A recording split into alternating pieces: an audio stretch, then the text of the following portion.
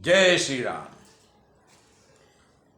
बनई न बरनत नगर निकाई, जहाँ जाए मन तहाँ लो भाई। चारु बजारु विचित्र बारी, मणिमय विधि जनु स्वकर समारी। नगर की सुंदरता का वर्णन करते नहीं बनता, मन जहाँ जाता है वहीं लुभा जाता है, रम जाता है। सुंदर बाजार है, मड़ियों से बने हुए विचित्र छज्जे हैं, मानो ब्रह्मा ने उन्हें अपने हाथों से बनाया है।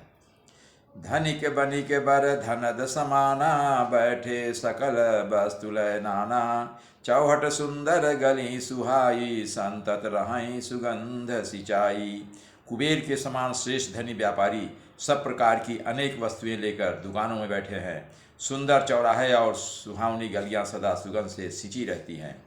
मंगलमय मंदिर सबके रे, चित्रित जनुरति नाथ चितेरे। पुर नर नारी सुभग सुचि संता, धर्मशील ज्ञानी गुणवंता। सबके घर मंगलमय हैं और उन पर चित्र कढ़े हुए हैं, जिन्हें मानो कामदेव रूपी चित्रकार ने अंकित किया है। नगर के सभी स्त्री पुरुष सुंदर, पवित्र, साध स्वभाव वाले, धर्मात्मा, ज्ञानी और गुणवान हैं।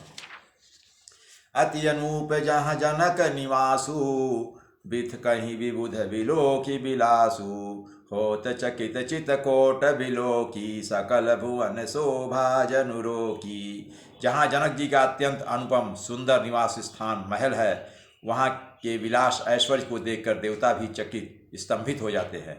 मनुष्यों की तो बात ही क्या, कोट राजमहल के परकोटे को देखकर चित्त चकित हो जाता है। ऐसा मालूम होता है मानो उसने समस्त लोगों को की शोभा को रोक रखा है। धवल धाम मणिपुरट पट, सुघटित नाना भांति। सिय निवास सुंदर सदन, शोभा किम कही जाति। उज्ज्वल महलों में अनेक प्रकार के सुंदर रीत से बने हुए मणिजटित सोने की जरी के पर्दे लगे हुए हैं। सीता जी के रहने के सुंदर महल की शोभा का वर्णन किया ही कैसे जा सकता है। सुभग द्वार सब कुलिस कपाटा, भूप भीर नट मागध भाटा। बनी विशाल बाजी गजशाला, है गए रथ संकुल सब काला। राजमहल के सब दरवाजे फाटक सुंदर हैं, जिनमें वज्र के किवाड़ लगे हैं। वज्र अर्थात मजबूत और हीरों के चमकते हुए किवाड़ लगे हुए हैं। वहाँ मातहत राजाओं, नटों, मागधों और भाटों की भीड़ लगी रहती है। घोड़ों और हाथियों के लिए बहुत बड़ी बड़ी घुड़सालें और गजशालाएँ बनी हुई है, जो सब समय घोड़े, हाथी और रथों से भरे रहते हैं। सूर सचिव से नप बहु तेरे, नृप गृह सरिस सदन सब केरे। पुर बाहिर सर सरित समीपा, उतरे जहाँ तहाँ विपुल महीपा। बहुत से शूरवीर मंत्री और सेनापति हैं, उनके सबके घर भी राजमहल सरीखे ही हैं। नगर के बाहर तालाब और नदी के निकट जहाँ तहाँ बहुत से राजा लोग उतरे हुए हैं और वहीं पर डेरा डाले हुए हैं। देखी अनूप एक यंवराई, सब सुपास सब भांति सुहाई। कौशिक कहो मोर मनुमाना, यहाँ रही रघुवीर सुजाना। वहीं आमों का एक अनुपम बाग देखकर, जहाँ पर सब प्रकार के सुभीते थे और जो सब तरह से सुहावना था, विश्वामित्र जी ने कहा, हे सुजान रघुवीर, मेरा मन कहता है कि यहीं रहा जाए। भले ही नाथ कही कृपा निकेता, उतरे तह मुनि वृंद समेता। विश्वामित्र महामुनि आए, समाचार मिथिलापति पाए। कृपा के धाम श्री रामचंद्र जी बहुत अच्छा स्वामिन, ऐसा कहकर वहीं मुनियों के समूह के साथ ठहर गए।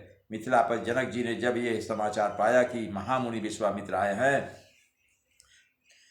तब उन्होंने कहा, संग सचिव सुचि भूरि भट, भूसुर बर गुर ज्ञाति। चले मिलन मुनि नाय कहीं, मुदित राउ यही भांति। तब विश्वामित्र ने कहा, उन्होंने कहा, पवित्र हृदय के ईमानदार स्वामी भक्त मंत्री, बहुत से योद्धा, श्रेष्ठ ब्राह्मण, गुण सतानंद जी और अपनी जात के श्रेष्ठ लोगों को साथ लिया और इस प्रकार प्रसन्नता के साथ राजा मुनियों के स्वामी विश्वामित्र से मिलने आए। कीन्ह प्रणाम चरण धरि माथा, दीन यशीष मुदित मन नाथा। विप्र वृंद सब सादर बंदे, जानी भाग्य बड़ राहु आनंदे। राजा ने मुनि के चरणों पर मस्तक रखकर प्रणाम किया। मुनियों के स्वामी विश्वामित्र जी ने प्रसन्न होकर आशीर्वाद दिया। फिर सारी ब्राह्मण मंडली को आदर सहित प्रणाम किया और अपना बड़ा भाग्य जानकर राजा आनंदित हुए। कुशल प्रश्न कहे बारही बारा, विश्वामित्र निपहि बैठारा। तेहि अवसर आए दो भाई, गहे रहे देखन फुलवाई। बार बार कुशल प्रश्न करके विश्वामित्र जी ने राजा को बैठाया। उसी समय दोनों भाई आ पहुँचे जो फुलवाड़ी देखने गए थे।